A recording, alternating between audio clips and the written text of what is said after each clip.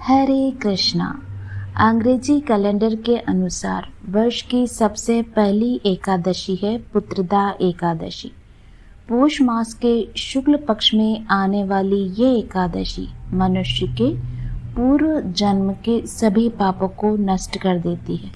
जो भी साधक अपने जीवन के परम लक्ष्य को जानकर भगवान श्री कृष्ण को शीघ्र प्राप्त करना और प्रसन्न करना चाहते हैं, एकादशी तिथि ऐसे साधक के लिए किसी वरदान से कम नहीं।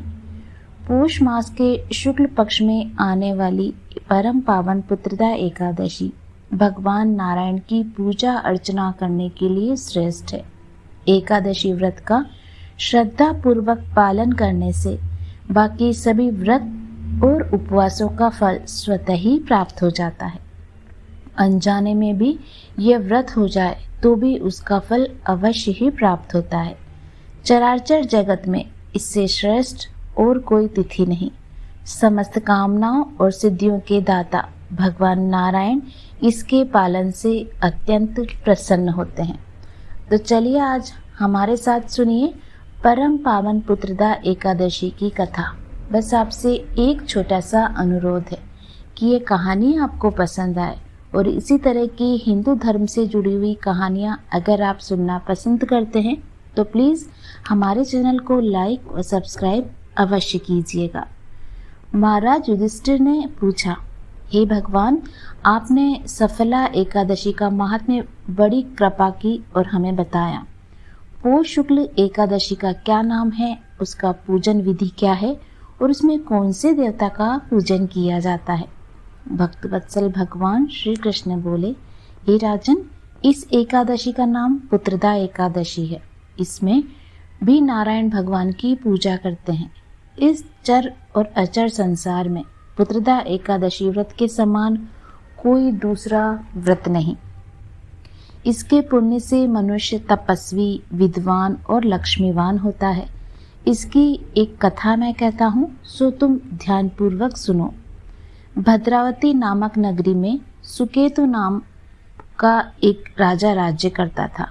सुकेतुमान बड़ा ही धर्मनिष्ठ राजा था, लेकिन उसके कोई पुत्र नहीं था। उसकी स्त्री का नाम शेव्या था। वह पुत्र या पुत्री नहीं होने के कारण सदैव चिंतित रहा करती थी। राजा के पितर भी रो रो कर पिंड लिया करते थे और सोचा करते थे, इसके बाद हमको कौन पिंड देगा। राजा को भाई, बांधव, धन, हाथी, घोड़े, राज और मंत्री, इन सब में से किसी से भी संतोष नहीं होता था। वह सदैव यही विचार करता था कि मेरे मरने के बाद मुझको कौन पिंडदान करेगा। बिना पुत्र के पितरों और देवताओं का ऋण मैं कैसे चुका सकूंगा। जिस घर में पुत्र न हो उस घर में सदैव अंधेरा ही रहता है। इसलिए पुत्र उत्पत्ति के लिए प्रयत्न करना चाहिए। जिस मनुष्य ने पुत्र का मुख देखा है वह धन्य है। उसको इस लोक में यश और परलोक में शांति मिलती है, अर्थात उनके दोनों लोग सुधर जाते हैं। पूर्व जन्म के कर्म से ही इस जन्म में संतान की प्राप्ति होती है और धन आदि प्राप्त होता है। राजा इसी प्रकार रात दिन चिंता में लगा रहता था। एक समय जो राजा ने अपने शरीर को त्याग देने का निश्चय किया, परंतु आत्मघात को महान पाप समझकर उसने ऐसा नहीं किया।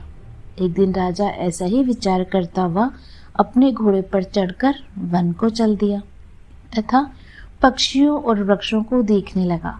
उसने देखा कि वन में मृग, व्याघ्र, सूअर, सिंह, बंदर, सर्प आदि सब भ्रमण कर रहे हैं। हाथी अपने बच्चों और हथिनियों के बीच घूम रहा है। इस वन में कहीं तो गीदड़ अपने कर्कश स्वर में बोल रहे हैं और कहीं उल्लू ध्वनि कर रहे हैं। वन के दृश्यों को देखकर राजा सोच विचार में लग गया। इसी प्रकार आधा दिन बीत गया।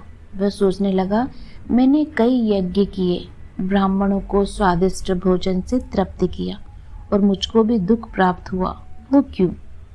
राजा प्यास के मारे अत्यंत दुखी हो गया और पानी की तलाश में इधर उधर फिरने लगा। थोड़ी दूरी पर राजा ने एक सरोवर देखा।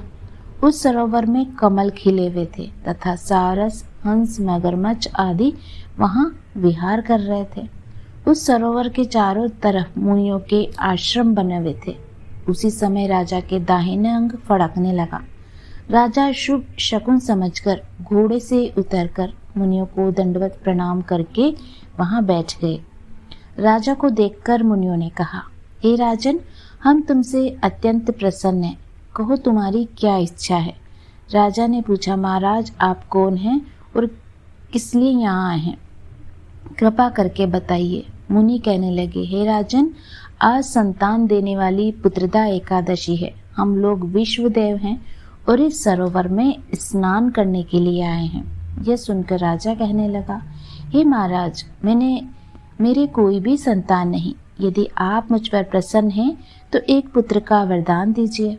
मुनि बोले, हे राजन, आज पुत्रदा एकादशी है, आप अवश्य इसका व्रत करें। भगवान की कृपा से अवश्य आपके घर में पुत्र रत्न की प्राप्ति होगी। मुनि के वचनों को सुनकर राजा ने उसी दिन एकादशी व्रत किया और द्वादशी का उसका पारण किया। इसके पश्चात मुनियों को प्रणाम करके महल में वापस आ गया।